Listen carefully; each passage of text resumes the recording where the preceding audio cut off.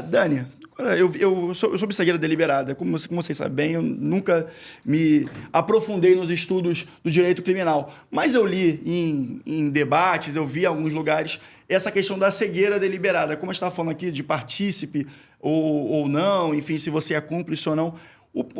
Esse conceito, que até que é relativamente recente, né, na nossa legislação, a cegueira deliberada, nesse caso, poderia ter alguma aplicação, observando, trazendo esse caso para cá no direito comparado? Então, a cegueira deliberada, vamos dizer assim, ela é um instituto que foi muito maltratado aqui no Brasil, tá? Porque ele se insere num contexto que é sensivelmente diferente do contexto brasileiro, tá? E a gente tem que tomar cuidado, porque às vezes há uma importação de alguns institutos jurídicos que acabam servindo de instrumento para você justamente superar aquilo que eu te falei desde o começo, que o direito penal é o direito penal do fato. E para a pessoa ser responsabilizada, você tem que demonstrar que ela interveio para que o resultado acontecesse, que ela participou efetivamente do crime. Bacana. Aqui no Brasil, foi feita uma leitura muito equivocada de que a cegueira deliberada poderia, em algumas hipóteses, servir como, vamos dizer assim, um super trunfo para você poder atribuir uma responsabilidade a alguém que interveio em algum momento, em algum fato próximo de algum crime e não tinha plena consciência de que ele estava contribuindo para a ocorrência daquele crime. Tá? Então, se utilizou, de certo modo, a ideia de cegueira deliberada no sentido de que, veja bem, aqui a pessoa teria todos os elementos necessários para ter conhecimento de que ela estava contribuindo para a ocorrência de um crime, mas ela ainda assim agiu optando por não ampliar a esfera de conhecimento dela e, com isso, saber que está praticando crime. Como isso foi utilizado aqui em casos envolvendo, por exemplo, crimes contra o sistema financeiro nacional, para tentar alcançar pessoas que atuavam, participavam das operações financeiras, para você realmente ter uma extensão de atribuição de responsabilidade às pessoas. Mas a gente tem que tomar muito cuidado com isso. Nesse caso, por exemplo... É uma linha muito tênue, né? Eu não vejo que faria muito sentido fazer nenhum tipo de alusão a essa teoria. O que tem que ser verificado é se, no caso concreto, outras pessoas, de fato, estavam contribuindo para aquilo acontecer. E é muito difícil a gente falar numa espécie de cegueira deliberada com relação a fatos tão ostensivos quanto esses. Sim, com certeza. Né? Eu estava refletindo numa coisa, Daniel, que pela nossa apuração, parece que a família do Tupac, que foi um rapper assassinado em 1996, está se movimentando para retomar as investigações. Isso aconteceu em 1996, nós estamos em 2024. Se a gente traz isso para o direito brasileiro, é possível? Existe algum tipo de instituto de prescrição que pode ser aplicada a esse tipo de cenário? Vamos lá. Sim, né? Aqui no Brasil a gente tem algumas regras bem rígidas de prescrição. Por exemplo, o maior marco prescricional que a gente tem é de 20 anos, tá? Para crimes que têm pena superior a 12 anos. A prescrição no Brasil ela é arbitrada a partir de marcos que consideram a pena que é atribuída ao crime. Tá? Então, por exemplo, um crime que tem uma pena de até 2 anos vai prescrever em 4. Você tem alguns marcos que vão se ampliando e o marco principal é esse de 20 anos. Tá? Então, sim, a gente tem que obedecer esse prazo prescricional. Tá? O cálculo dele não é tão simples quanto eu estou apresentando para vocês. Tá? Por quê? Porque tem alguns... Tenho certeza. Nada é tão simples. Claro. Nada é tão simples, gente. Isso é uma entrevista de podcast. Que tem alguns marcos que interrompem a prescrição. Por exemplo, se você apresenta uma acusação e a pessoa recebe uma denúncia, sua prescrição é interrompida, ela passa a contar do zero. Então, às vezes, você fala, poxa, mas como é que você me disse que o prazo de prescrição é 20 anos e eu sei que tem um processo hoje tramitando de um fato que aconteceu há 30 anos atrás? É por isso, porque tem alguns marcos que interrompem a prescrição. Tá? Agora, no Brasil, é possível você reabrir uma investigação? Sim. Tá? O que não existe no Brasil é o que a gente chama de revisão criminal pro societate. O que isso significa? Se uma pessoa é processada e é absolvida ao final do processo, transitou em julgado, você não pode rever essa decisão. Agora, se uma investigação ela tramita e ela é arquivada, caso surjam, por exemplo, provas novas, você pode reabrir a qualquer tempo aquela investigação. Naturalmente, se você estiver dentro do prazo prescricional, porque senão você está fazendo uma investigação e você realmente não vai conseguir alcançar uma finalidade alguma a partir daquilo. Tá? Mas sim, você pode reabrir uma investigação, pode perquirir os fatos, principalmente se chegarem provas novas que tragam esse novo fôlego para a investigação. A prova nova, o fato novo, né? Entre aspas, assim, para falar de uma maneira menos técnica. E aí a pergunta que eu faço é justamente essa, porque eu fui ver quem está patrocinando a causa da família do Tupac, e é um advogado muito famoso chamado Alex Sapiro, lá nos Estados Unidos, que é o mesmo advogado daquele caso, não sei se você vai lembrar, do Alec Baldwin, que acidentalmente atirou numa colega de estúdio, não sei se era uma atriz mesmo, não, ela não era uma atriz, produtora. ela era uma diretora de fotografia, roteirista, enfim, ele atirou e ela veio a falecer. Com uma arma que... Que era para ser não letal, e aí no fim ela era letal. Exatamente, acabou levando a óbito a pessoa, e enfim, é o mesmo advogado. E aí, justamente, é o que eu queria fazer, eu perguntar isso. Eu tô vendo que tem muitos advogados nos Estados Unidos, talvez você não tenha tanta certeza assim, mas no Brasil há esse caso do advogado que pega o caso e faz uma investigação aprofundada novamente. Como funciona essa dinâmica dentro do direito criminal brasileiro? Porque eu estou vendo isso tanto do lado, nesse caso, do Tupac, como também do outro advogado, que eu não vou procurar aqui o nome depois dele, que ele está colecionando uma palavra ruim também. Ele está procurando as vítimas, potenciais vítimas do caso do Tupac, para que ele consiga montar um caso. Oi? Do P. Diddy. Do P. Diddy, exatamente. Estava justamente juntando essas potenciais vítimas para ouvi-las e fazer investigações com base nos relatos dela. Isso no Brasil acontece também? Como funciona essa dinâmica dentro dos advogados criminalistas? Vamos lá. No Brasil, a gente tem sim, inclusive, algumas regulações hoje sobre a investigação defensiva.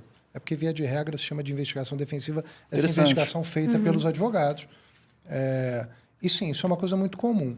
Mas não só em casos de efetivamente de defesa. É muito comum, por exemplo, porque às vezes quando a gente desloca, a discussão fica mais fácil a gente entender. Mas as próprias empresas que são vítimas de crime terem investigações corporativas para tentar apurar o fato. Sim. E, com base em tudo isso que é apurado, elas levam às autoridades para que as autoridades possam perquirir os fatos, aqueles que são de atribuição das autoridades públicas, né? Tem alguns casos aqui no Brasil que, inclusive, a própria vítima pode iniciar uma ação penal e promover ali a marcha de um processo. Então, até para isso também é relevante. Então, é comum. E, na verdade, até sendo mais pragmático, é muito eficiente. Porque, imagina, a gente tem uma polícia muito especializada, mas muito assoberbada também, com um volume de trabalho muito grande. Verdade. E você ter profissionais dedicados exclusivamente para aquilo, ainda mais quando, em um caso como esse, por exemplo, você tem recursos para fazer uma investigação realmente mais aprofundada, isso, sem dúvida nenhuma, vai contribuir para o interesse de quem contratou o advogado. E no Brasil, sim, acontece muito. Para ter noção do volume do que está acontecendo, o nome do advogado é Tony Buzbee, tá? É um advogado, assim, um dos mais famosos nos Estados Unidos. Ele relatou que mais de 3 mil pessoas entraram em contato com o escritório e com a equipe dele para fazer essa análise e, segundo ele, encontrou materialidade para seguir nas investigações e adicionar as denúncias em 129 casos desses 3 mil. Quer dizer, tem muita coisa ainda a ser investigada, a ser tratada e a ser analisada também pelo DOJ e todo o judiciário americano. O que me remete, inclusive, há algum tempo atrás, teve aquele caso do Epstein, que tem um certo paralelo quando você fala de rede, de eventual prostituição, abuso sexual, que é uma coisa muitíssimo séria, né? E assim, Daniel, como é que o Brasil lida com esse tipo de crime? Esse tipo de crime que pode ser não sei se tráfico sexual, ou pode ser uma rede mesmo, ou seja, quando você comprova que aquilo ali tinha uma estrutura, né, por trás, não eram atos deliberados e isolados, né? Era uma estrutura. Como é que a gente lida com isso aqui no Brasil? Bom, a legislação brasileira hoje, e isso eu posso dizer sem sombra de dúvida, ela teve um recrudescimento muito forte com relação a todos os crimes que têm, de algum modo, vínculo com ofensas às mulheres. Tá? Inclusive, a gente teve uma alteração recente na legislação brasileira, quando digo recente, é recentíssima, dias atrás, que por exemplo, instituiu uma nova pena para o crime de feminicídio, que agora é punido com uma pena em abstrato de 20 a 40 anos, que, inclusive, pode ser ampliada até a metade. Então, a gente está falando de uma pena muito alta, tá? Então, e não só com relação a isso. Isso é deslocado? Isso é um pouco descolado das penas dos outros crimes? Super. O que acontece? A nossa legislação, ela sofre muitas mudanças e, muitas vezes, algumas mudanças contingenciais. E isso é muito fácil da gente observar, né? Acontece um fato é noticiado Sim. na imprensa, dia seguinte surge uma lei com um nome, inclusive, muitas vezes apelidado do nome da pessoa que está envolvida. E veja só, não estou falando isso aqui vamos lá, naturalmente, como advogado criminal, sempre você é contrário ao direito penal de contingência.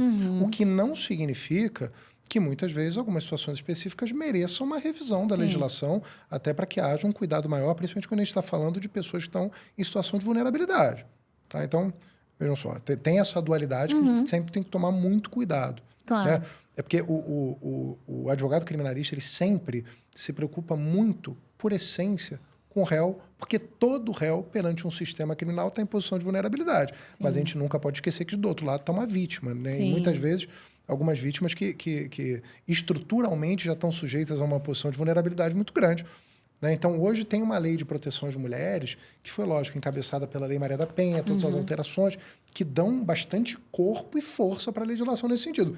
Inclusive, cada vez mais no Brasil, a gente tem tido medidas despenalizadoras e de justiça negociada, algo que se aproxima até um pouco das diretrizes do direito americano, direito norte-americano, como, por exemplo, a gente tem o Acordo de Não Persecução Penal aqui, a Lei de Colaboração Premiada, e tantos outros institutos jurídicos. E boa parte dessas, posso dizer, dessas medidas despenalizadoras não são nem sequer aplicáveis quando a gente está falando de violência contra a mulher. Tá? Então, há um recrudescimento legal, sim, com relação a isso.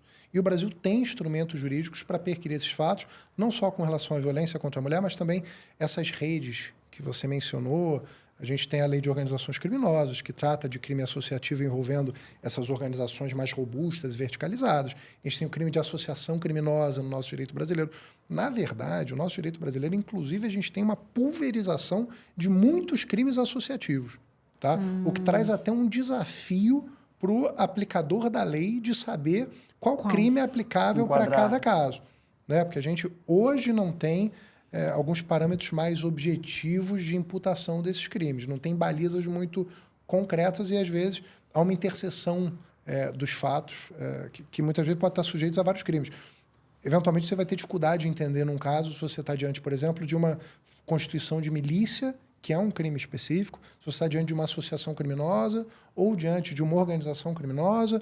Há alguns crimes associativos que têm vínculo com crimes especiais, como uma associação para o tráfico de drogas, existe a associação para genocídio. Então, tem uma série de crimes associativos que punem justamente essa reunião de pessoas com um esforço conjunto para a prática de uma pluralidade de crimes.